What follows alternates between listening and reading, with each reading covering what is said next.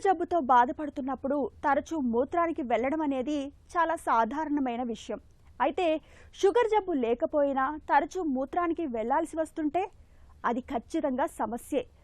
మూత్రాశయం అతిగా స్పందించినప్పుడు ఇలా జరుగుతుంటుంది. కొద్ది పరిమాణంలో మూత్రం చేరగానే బ్లాడర్ నిండిపోయిందని మూత్రాశయం నుంచి మెదడుకు సంకేతాలు వెళ్ళిపోతుంటాయి. ఓవర్ యాక్టివ్ బ్లాడర్గా పిలిచే ఈ సమస్యకు అసలు కారణాలు, చికిత్స, నివారణ మార్గాల గురించి డాక్టర్ని అడిగి ఇప్పుడు తెలుసుకుందాం. తరచూ మూత్రానికి వెళ్లాల్సి రావటం అనేది ఏదైనా జబ్బా? తరచూ మూత్రంగా వెళ్ళవలసి రావటం అనేది ఒక జబ్బు కాదండి, దాని ఒక సిమ్టమ్ అంటాం. సో ఇలాంటి సిమ్టమ్ ఉండడానికి ఎన్నో రీజన్స్ ఉంటాయండి. కాకపోతే అన్నీ కూడా మెడికల్ ప్రాబ్లమ్స్ అనేది కాదు. సో కామన్గా ఇప్పుడు స్ట్రెస్లో ఉన్నాం అనుకోండి, అంటే ఎగ్జామ్కి వెళ్ళే ముందర ఒక పిల్లవాడు ఒకసారి యూరిన్కి వెళ్ళేసి వెళ్దామనేది ఎలా అయితే యాంగ్జైటీ వలన, స్ట్రెస్ వలన ఉంటాయో అలాంటి వాటి నుంచి మొదలెట్టుకుని సివియర్ లైఫ్ థ్రెటనింగ్ కండిషన్స్ ఉండే వాళ్ళ వరకు కూడా ఇలా యూరిన్ ఫ్రీక్వెంట్గా వెళ్ళవలసి ఉంటుంది అనమాట.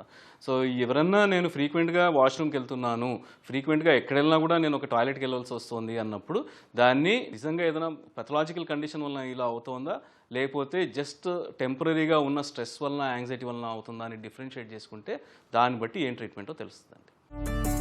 అతిమూత్ర వ్యాధి ఎందుకు వస్తుంది? కామన్గా మూత్రం సంచి యూరిన్ పాస్ చేసినప్పుడు పూర్తిగా ఖాళీ అవ్వకుండా 30% 50% మూత్రం సంచిలో మిగిలిపోయింది అనుకోండి. సో మళ్ళా నెక్స్ట్ టైం బ్లాడర్ ఫిల్ అవ్వడానికి ఎక్కువ టైం ఉండదు. సో 3 hours టైం ఉంటుంది అనుకోండి, ఆ మనిషికి 50% మూత్రం సంచి రెసిడ్యూగా ఉండిపోతే అప్పుడు దానికి హాఫ్ టైంలోనే ఫిల్ అయిపోతుంది. So one of the causes for frequency అంటే మాటిమాటికి వెళ్ళడానికి ఏంటంటే మూత్రం సంచి పూర్తిగా ఖాళీ అవ్వకుండా మిగిలిపోవటం వలన.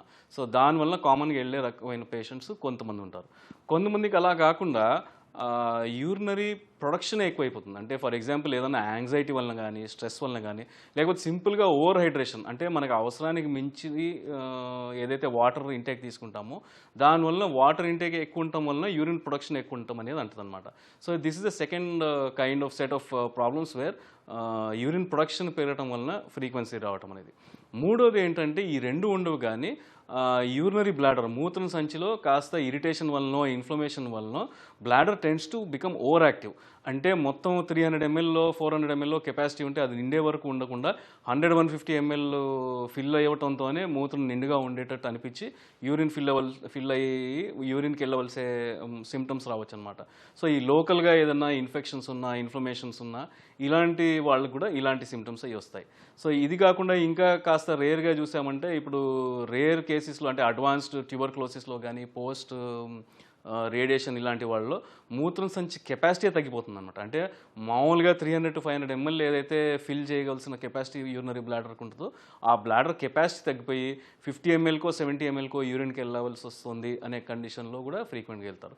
సో ఇలా ఏదైతే మాటిమాటికి వెళ్ళవలసి వస్తుందో ఇది ఒక జబ్బు కాదు, ఎన్నో డిఫరెంట్ డిసీజెస్కి ఇది ఒక సిమ్టమ్ అయి ఉంటుంది అనమాట. అతిమూత్ర వ్యాధికి, షుగర్ జబ్బుకు తేడా తెలుసుకోవటం ఎలా? రెండిట్లో కూడా ఇలా ఫ్రీక్వెంట్గా యూరిన్కి వెళ్ళవలసి రావటం అంటే పగటిపూట కూడా, రాత్రిపూట కూడా, పడుకున్న తర్వాత కూడా నిద్రలో మెలకు వచ్చి యూరిన్కి వెళ్ళవలసి రావటం అనేది షుగర్లో కూడా వస్తుంది, షుగర్ కంట్రోల్ లేనప్పుడు కూడా వస్తుంది, అండ్ మిగతా జబ్బుల్లో కూడా వస్తుందండి. సో దీన్ని 2-3 థింగ్స్. ఒకటి, పలానా పేషెంట్ ఏదైతే షుగర్ ఉందని తెలిసి కూడా నెగ్లెక్ట్ చేసి డయట్ సరిగ్గా తీసుకోకుండా, లేకపోతే మెడిసిన్స్ టైంకి తీసుకోకుండా వాడట్లేదు అని అంటే హిస్టరీలోనే మనకు ఐడియా వస్తుందన్నమాట. అంటే పలానా మనిషికి బహుశా షుగర్ కంట్రోల్లో ఉండకపోవడం వల్ల ఇలా వస్తుందని. సో ఇంత కాకుండా కొన్ని బేసిక్ టెస్ట్ చేస్తాం. ఇప్పుడు ఒక యూరిన్ రొటీన్ పంపించి ఆ యూరిన్ రొటీన్లో గ్లూకోజ్ బయటకు వస్తుంది అనుకోండి, లేకపోతే మిగతా సిమ్టమ్స్ అన్నీ నార్మల్ ఉండి, అంటే మిగతా ఇన్వెస్టిగేషన్స్ అన్నీ నార్మల్ ఉండి బ్లడ్ షుగర్ లెవెల్స్ ఎప్పుడు ఎక్కువ ఉంటుంది అనుకోండి, HbA1c కానీ, ఫాస్టింగ్ అండ్ పోస్టింగ్ షుగర్స్ కానీ. సో ఇలాంటి వాళ్ళకి మిగతా ఏది లేదు కాబట్టి షుగర్ పెరగటం వల్లనే అని తెలుస్తుంది అనమాట. సో సింపుల్ ఇన్వెస్టిగేషన్స్లో జనరల్గా మనం ఐడెంటిఫై చేయగలుగుతాం. అతిమూత్ర వ్యాధిని మీరెలా నిర్ధారిస్తారు?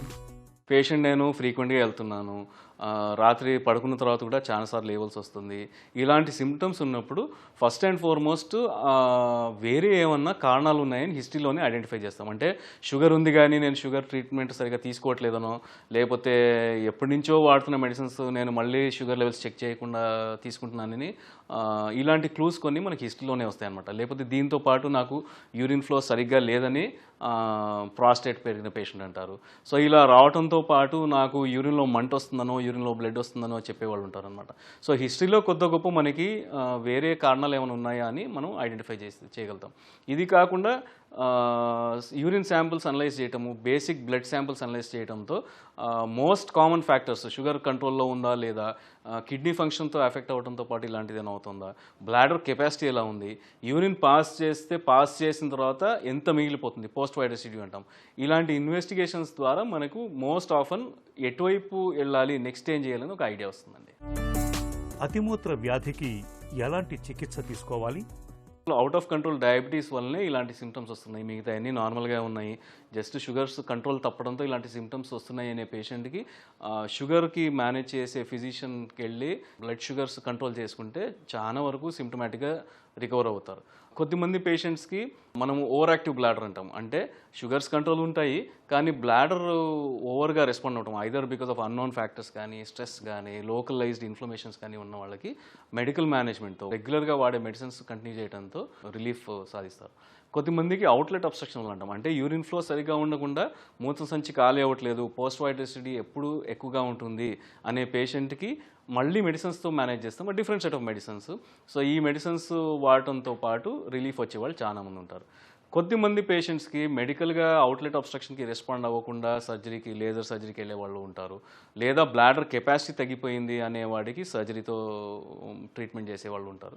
కాకపోతే ఓవరాల్గా majority of patients they will respond to medical management అండి. మెడిసిన్స్తో చాలా వరకు ఇంప్రూవ్మెంట్ ఉండేవాళ్ళు ఉంటారన్నమాట. అతిమూత్ర వ్యాధిని నివారించుకునే వీలుందా?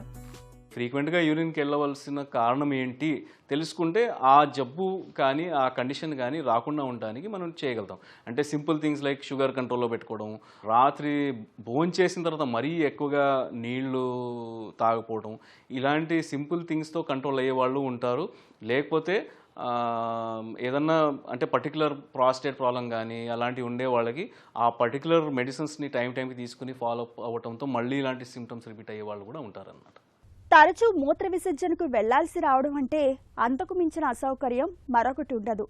ఇలాంటప్పుడు డాక్టర్ని సంప్రదించి తగిన పరీక్షలు చేయించుకోవాలి. మూల కారణాన్ని గుర్తించి చికిత్స తీసుకుంటే అతిమూత్ర వ్యాధి నుంచి తేలిగ్గానే బయటపడొచ్చు.